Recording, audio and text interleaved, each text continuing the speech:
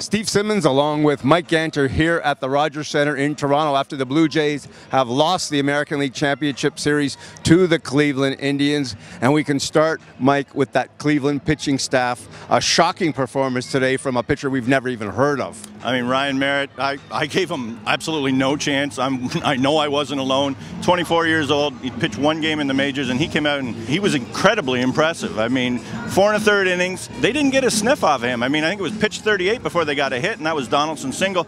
He was incredible, and I mean, poised, control, everything that he didn't look like yesterday in the interview room. He looked like a nervous kid, and I thought he'd crap the bed, and he did not. And you could say today the Jays lost on Merritt.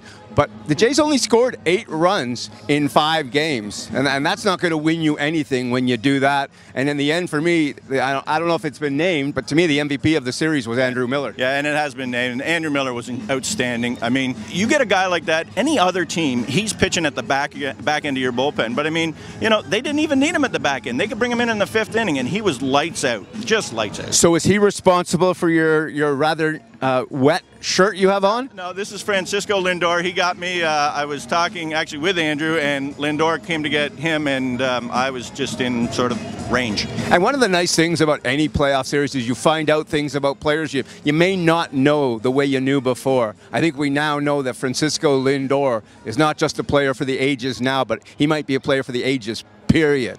Yeah, no, he was incredible too. But going back to your point, this is still about pitching. I mean, the Jays had a huge advantage in the pitching matchup, and they got outpitched.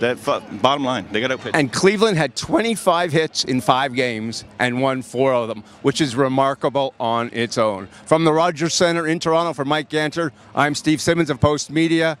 So long from the American League Championship Series.